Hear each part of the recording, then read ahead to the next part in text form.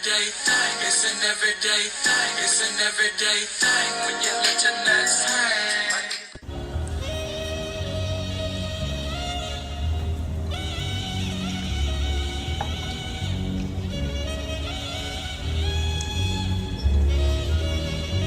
Like, do you know how to put it in drive? Yeah. Wait, you might want to move.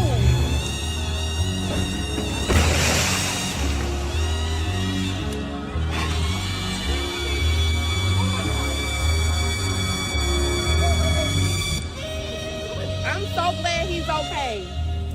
I don't know. Something is wrong. I'm going to call him now. I'm going to call the police now. And I'm going to move my...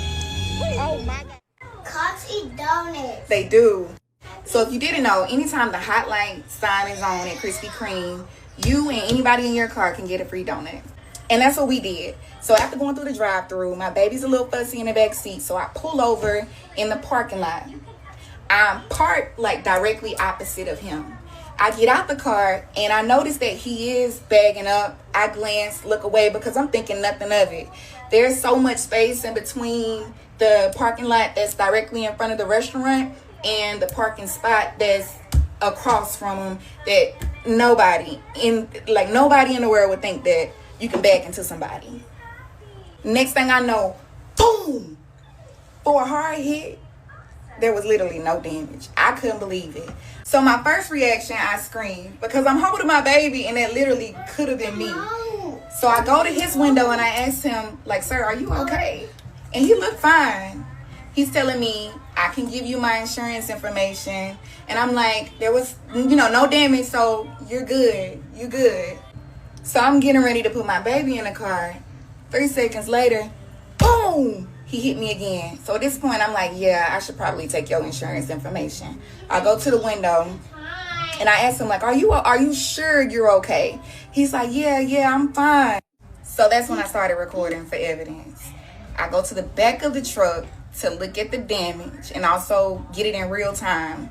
Like, this is what's happening. I go back to his window to ask him, can you put it in drive? Because he kept backing into me. So immediately after I ended the video, I called 911. I'm on the phone with the dispatch operators. I let them know, hey, a driver just struck my vehicle twice and ran straight through the Krispy Kreme restaurant. She asked me my location. I gave her the cross streets. And then she asked me, was the driver okay? So I paused for a second because I'm not 100% sure if he is okay. And then I don't see anybody over there like checking on him, and I didn't see him get out the car. So I let her know, like, hey, I'm not 100% sure he's okay.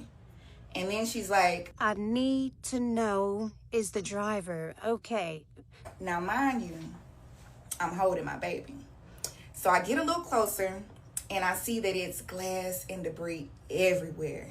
I step over the flower bushes and get inside of the restaurant when another gentleman stepped in and said, I'll check on him.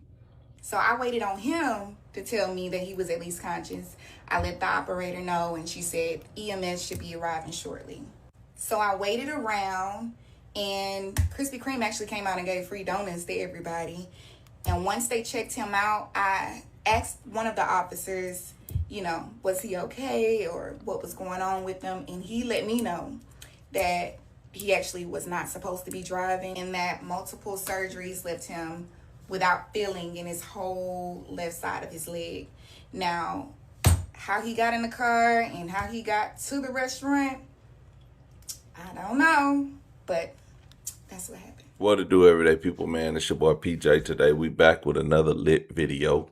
Back in the confessional. Yes, we staying lit, big dog, man. Shout out to my everyday people who rock with me every day. All right, man. Look, man.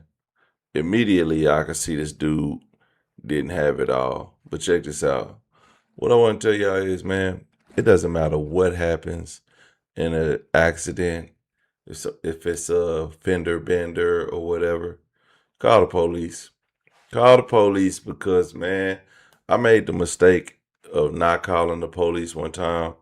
Somebody ran me off the road and we got witnesses. The person pulled over, gave me their insurance information. I'm like, bro, you ran me off the road. Like, it's your fault I wrecked my car. Like, whatever. And then it was freezing outside. The thing is, it was like -5, and that in Oklahoma is crazy.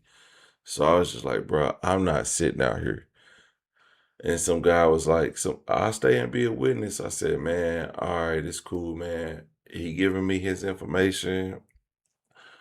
It's cool. It's cool. I should have got the witness's information too.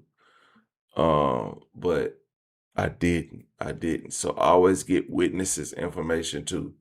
And I didn't call the police because I was like, man, I think it was maybe like whatever time it was like halftime of the All-Star game. It was halftime of the All-Star game. And it was freezing cold.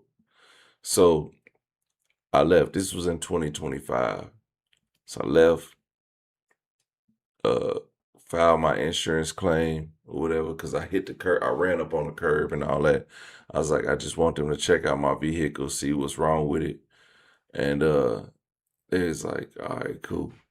So then the guy said, we had the same insurance company. The guy said, oh, I didn't wreck his vehicle because we never touched, but he turned in front of my car and he stopped and blocked the traffic, and I had to veer off to not hit him, and I had to miss other cars at the stoplight and ran into the curb. So had I hit the pole, then it would have been a different situation because I would have had to call the police, obviously. But I didn't hit no pole. I was able to drive off, and I seen him. He just started to continue to drive. So I caught up with him and cut him off because I got a kind of fast car. It's a fast Jeep. Anyway, Jeep Grand Cherokee. And I caught up with him and cut him off. He was like, man, I just don't want my insurance to go. I said, bro, you ran me off the road. You lucky I didn't hit nobody. I did hit that curb hella hard. So I'm going to be filing the insurance claim. So I took a picture of his ID. I got his ID and I got his insurance information. I got it all, right? So then I'm calling to file a claim. He telling them, oh, he didn't run me off the road and all this stuff. And I'm like, bruh, so if he didn't run me off the road, why do I have all this insurance information? Why do I have his ID? I don't know this dude from a can of paint. Why do I have his stuff? And they like, we can't do nothing, but did you make a police report? I'm like, I didn't make a police report, but then I couldn't get the cameras from 7-Eleven, the gas station, because I don't have a police report. So anyway, needless to say, that dude got many threats from me, and he's lucky I came to my senses and just let it go. Because even if it's something like that, something small like that, it could damage your car. It could damage the sensors in your car. Like if you got a new car and she drives a Mercedes Benz, so if he damages any of those sensors, that's thousands of dollars right there. And just by her just like not saying, oh, it's just a little damage on a bumper, it's nothing major. He could have knocked all those sensors off, and every time you be driving, your sensors will go off in your car. And that's what I'm saying. Like, it's so dumb because now the sensors in my bumper, they just be wilding out, and that's how I know that, because of that car accident. So everybody, man, don't let people play in your face. Call the police on their ass every time something happens. Call the police so you can get a police report, get an estimate, and get your stuff fixed like brand new. Because when they hit your car, they're gonna mess up them sensors, they're gonna mess up your alignment, they're gonna mess up all that. Like they had to fix, it was like $4,500 worth of damage on my car. $4,500 worth of damage. And guess whose insurance had to go up? Mine, because I didn't call the police. Call the police on these foods. I don't give a damn if they black, white, Chinese, whatever. Call the police on them. Don't let nobody walk off from a accident. Call the police. Let me know what y'all think about that in the comment section.